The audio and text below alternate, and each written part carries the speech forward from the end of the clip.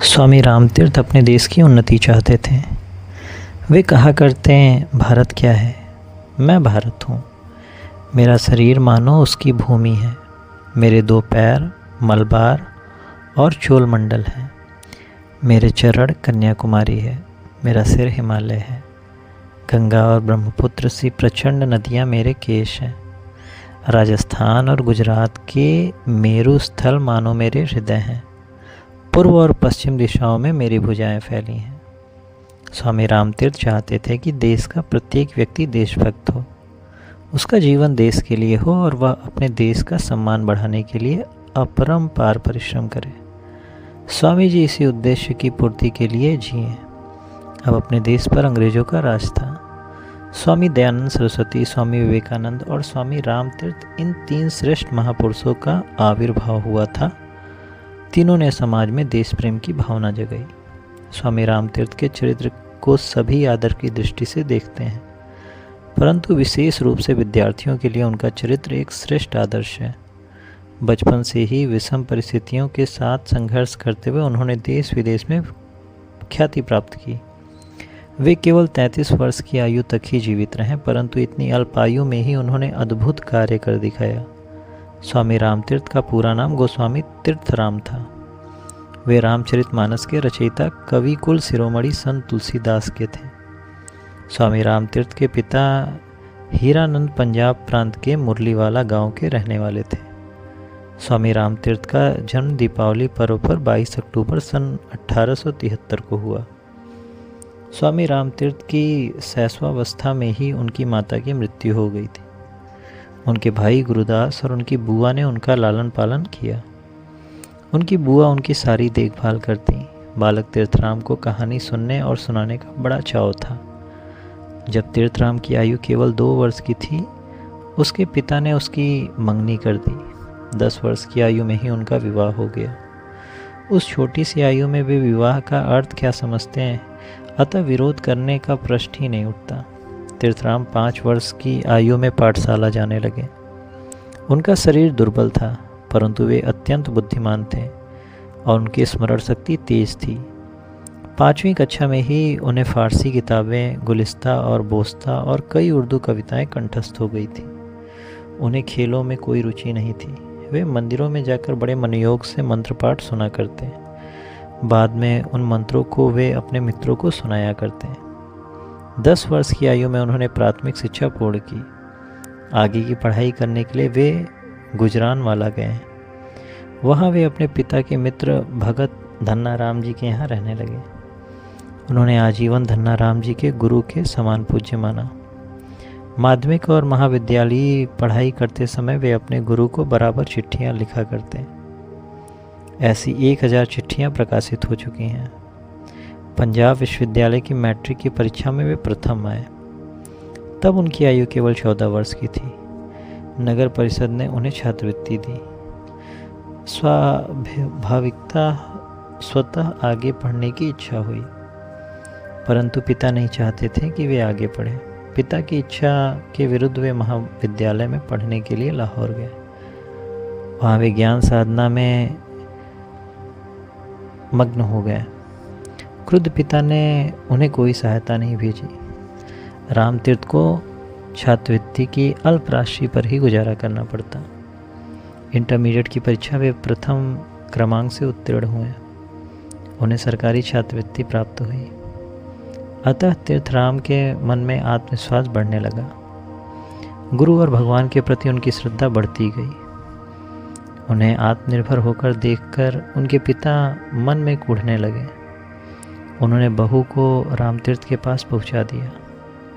घर गृहस्थी, फीस, किताबें आदि का खर्च उन्हें मिलने वाली अल्प सी छात्रवृत्ति में करना बड़ा मुश्किल था, परंतु तीर्थराम डिगे नहीं। वे शांत और संतुष्ट रहे। जब ढाबे के मालिक ने 2 पैसे की रोटी के साथ दाल देने से इनकार कर दिया, वे सूखी रोटी खाकर ही संतोष कर लेते। उन्हें केवल ज्ञान प्राप्त करने की ही क्षुधा थी। अन्य इच्छाओं के प्रति भी उदासीन थे। उनका रहन सहन बहुत ही सादा था। वे हाथ से बुने वस्त्र पहना करते। सिर पर पगड़ी, बदन पर कुर्ता और पायजामा, यही उनकी पोशाक थी। एक ही जूता अनेक वर्षों तक पहनने के कारण वह फटा पुराना हो जाता, परंतु वे उसे ही पहनकर कॉलेज जाया करते। तीर्थराम देखने में बहुत ही सुंदर थे। उनकी काली काली आंखों में करुणा झलकती, चश्मे के भीतर से आंखें चमका करती। उनका माथा चौड़ा था, जिससे उनकी तीव्र बुद्धिमत्ता का पता चलता। नुकीली नाक और पुष्ट ठुड्डी से उनकी दृढ़ संकल्प शक्ति प्रकट होती थी। उनका वर्ण गौर था। वे बहुत ही लजीज थे, मतलब लजाने वाले। तीर्थराम को अनेक संकटों से जूझना पड़ा। बीए की परीक्षा में यूनिवर्सिटी में उन्हें सबसे अधिक अंक मिले, परंतु अंग्रेजी विषय में 3 अंक कम मिलने से वे अनुत्तीर्ण घोषित हुए। परिणाम यह हुआ कि उनकी छात्रवृत्ति बंद हो गई। वर्ष भर कैसे गुजारा किया जाए, यह समस्या उनके सामने खड़ी हो गई। उन्हें कोई उपाय नहीं सूझा। उनकी आंखें डबडबा गईं।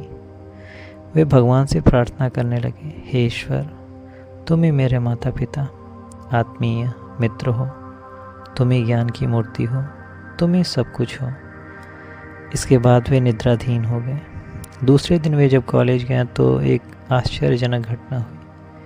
कॉलेज के अहाते में झंडूमल नामक व्यक्ति मिठाई बेचा करता था। उसने तीर्थराम से कहा कि वे रोज़ उनके यहाँ भोजन करने के लिए आया करें। झंडूमल ने तीर्थराम को सब प्रकार की सहायता दी। इससे तीर्थराम के अन्न वस्त्र रहने पढ़ने आदि की व्यवस्था हो गई। एक अज्ञात व्यक्ति ने प्रिंसिपल के नाम पर उनके लिए पैसा भी भेजना शुरू कर दिया। स्वयं प्रिंसिपल ने परीक्षा शुल्क भरने के लिए उन्हें 30 रुपये दिए। दूसरी बार वे बीए परीक्षा प्रथम श्रेणी में उत्तीर्ण हुए। पूरी यूनिवर्सिटी में वे सर्वप्रथम आए। उन्हें 2 छात्रवृत्ति, स्वर्ण पदक और वस्त्रालंकार प्राप्त हुए। भगवान पर उनका विश्वास और दृढ़ हुआ। तब उनकी आयु 19 वर्ष की थी। गणित विषय में स्नातकोत्तर उपाधि प्राप्त करने के लिए लाहौर के सरकारी कॉलेज में वे भर्ती हुए। पढ़ाई के साथ साथ वे व्याख्याता के पद पर भी काम करने लगे। तीर्थराम शरीर से बहुत दुबले थे। उन्हें इसका बहुत दुख हुआ। खुली हवा में घूमने और व्यायाम करने का महत्व उन्होंने अनुभव किया। पोशाक, आहार और उचित व्यायाम द्वारा अपना शरीर ताकतवर बनाने की ओर उन्होंने ध्यान दिया। इसका अच्छा फल निकला। उनका शरीर बलवान बना। एक दिन वे 30-30 मील घूमा करते, फिर भी थकते नहीं। धूप वर्षा से बचने के लिए उन्होंने कभी छाता नहीं लिया। तीर्थराम प्रवीण्य के साथ एमए परीक्षा उत्तीर्ण हुए। तब उनकी आयु 20-21 वर्ष की थी। वे मेधावी छात्र थे, अतः उनके लिए ऊंची सरकारी नौकरी पाना या आगे की पढ़ाई के लिए विदेश जाना सहज संभव था। परंतु वे सरकारी अफसर नहीं बल्कि बड़ा आदमी बनना चाहते थे। कुछ समय तक उन्होंने बीए और एमए के विद्यार्थियों को घर पर पढ़ाना शुरू कर दिया। लाहौर के सनातन धर्म शिक्षा समिति के कार्यवाह पद पर भी उन्होंने कुछ दिनों तक काम किया। इसके बाद वे सियालकोट के अमेरिकी मिशन हाई स्कूल में व्याख्याता की नौकरी करने लगे। वहाँ उन्हें 80 रुपये मासिक वेतन मिलने लगा, परंतु उन्हें कहीं भी शांति नहीं मिली। गरीब विद्यार्थियों में से अत्यधिक सहानुभूति थी। उन्हें वे निःशुल्क पढ़ाया करते और अपना सारा पैसा उनकी पढ़ाई पर खर्च करते। बहुत बार वे सनातन धर्म की सभाओं में प्रवचन दिया करते। तीर्थराम को भगवत गीता से प्रेम था।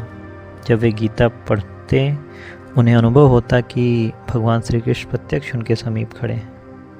रावी नदी के किनारे वे प्रायः घूमने के लिए जाया करते और वहाँ वे प्रार्थना में इतने मग्न हो जाते कि दुनिया की सारी सुध बुध भूल जाते हैं। जब कभी वे भक्ति और कृष्ण पर बोलते उनकी आंखें डबडबा जाती। एक बार द्वारका पीठ के शंकराचार्य श्री राजराजेश्वर तीर्थ की लाहौर में आगमन हुआ। वे वेदों और उपनिषदों के प्रकांड पंडित थे। उनके प्रवचनों से रामतीर्थ अत्यंत प्रभावित हुए। स्वामी विवेकानंद के भाषणों का भी उन पर बहुत गहरा प्रभाव पड़ा। उन्होंने उपनिषदों और ब्रह्मसूत्रों का गहन अध्ययन किया। एकांत में वे अपना सारा समय बिताने की तीव्र लालसा उनमें जागृत हुई। उन्होंने ग्रीष्म ऋतु हरिद्वार और ऋषिकेश में बिताई। वहाँ गंगा के किनारे एक छोटी सी कुटिया में रहकर वे अपना सारा समय ध्यान धारणा में बिताने लगे। उनके मन में असंख्य प्रश्न उठने लगे कि मैं कौन हूँ? क्या मैं 3.5 हाथ का शरीर हूँ? संसार क्या है? आत्मा क्या है? और उसका सामर्थ्य क्या है? इन बातों पर वे जितना गहरा विचार करते गए उतना ही वे आनंद अनुभव करने लगे। सामान्य लोग जिन सुखों की इच्छा करते हैं वे तीर्थराम को निरर्थक और अनावश्यक प्रतीत हुए। उन्हें एक अनोखे आनंद का अनुभव हुआ। 25 अक्टूबर सन 1897 को दिवाली थी। उन्होंने अपने पिताजी को पत्र लिखकर यह सूचित किया कि उन्होंने दुनियादारी के सारे पाश तोड़ डाले हैं। इस समय तीर्थराम की आयु केवल 24 वर्ष की थी। अब तीर्थराम अपना सारा समय चिंतन में बिताने लगे। रात है या दिन, इसका भी उन्हें ख्याल नहीं रहता। उस पवित्र आनंद का उपभोग उनके मित्र भी करें, इस इच्छा से वे सप्ताह में एक बार अपने मित्रों को इकट्ठा करते। यह सब करने पर भी उनकी ज्ञान लालसा तृप्त नहीं हुई। जैमिनी, कपिल, कणाद, गौतम, व्यास, शंकराचार्य, पतंजलि आदि असंख्य ऋषियों की ग्रंथों को उन्होंने गहन अध्ययन किया। अन्य धर्मों के शास्त्रों का भी उन्होंने पठन पाठन किया। वैज्ञानिक दृष्टिकोण से ही वे ग्रंथों को परखा करते हैं। इस संबंध में इनका दृष्टिकोण यह था, श्रेष्ठ पुरुषों ने जो जो लिखा है वह सब सही मायने में आवश्यक नहीं है।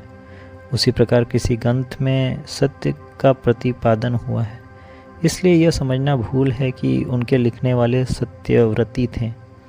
जहाँ कहीं अच्छाई दिखाई दे उन्हें ग्रहण करना चाहिए। जब कभी तीर्थराम को अवकाश मिलता वे हिमालय की यात्रा पर जाया करते हैं।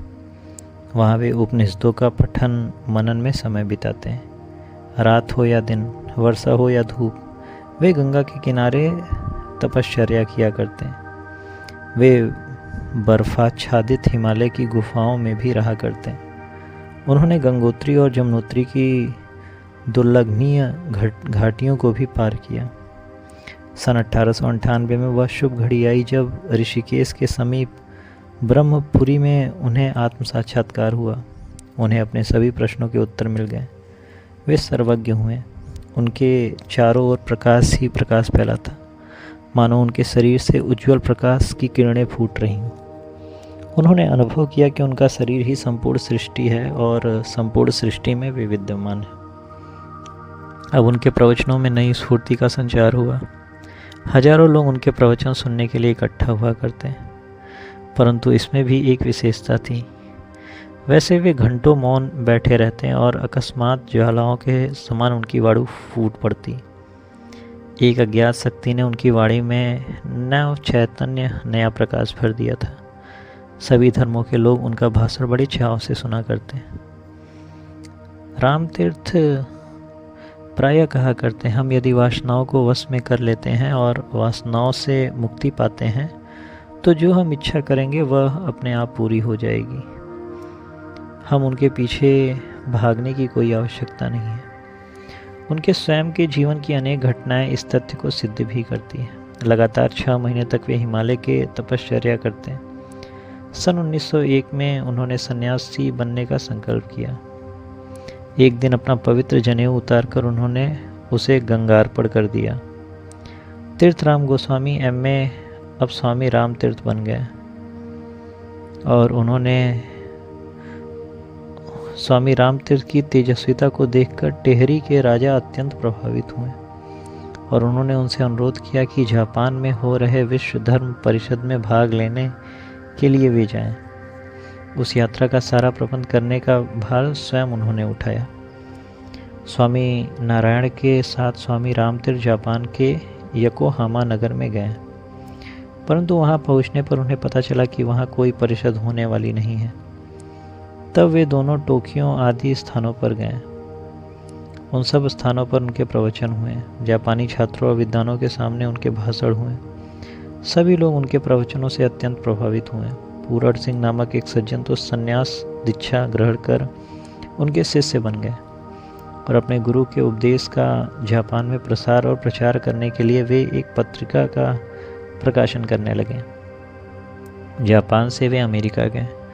उन्होंने स्वामी नारायण को ब्रह्मदेश, श्रीलंका, अफ्रीका और यूरोप के देशों में भारतीय दर्शन का प्रचार करने के लिए भेजा। स्वामी रामतीर्थ ने 2 वर्षों तक अमेरिका का दौरा किया। अमेरिका के अनेक नगर उनके प्रेरणादायी उपदेशों से गूंज उठे। इससे पूर्व अमेरिकावासी स्वामी विवेकानंद की वाणी प्रत्यक्ष सुन चुके थे। स्वामी रामतीर्थ का व्यक्तित्व भी उन्हें उतना ही प्रभावी लगा।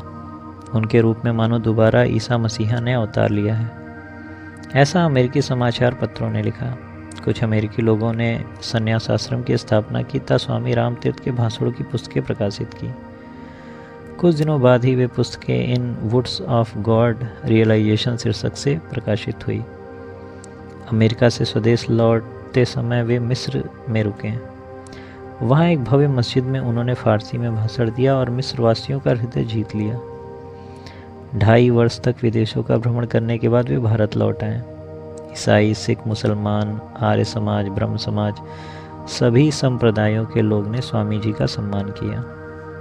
राजाओं, राजपुत्रों, पुरोहितों, क्या आप कल्पना कर सकते हो कि निकट भविष्य में क्या अभूतपूर्व परिवर्तन होने वाला है?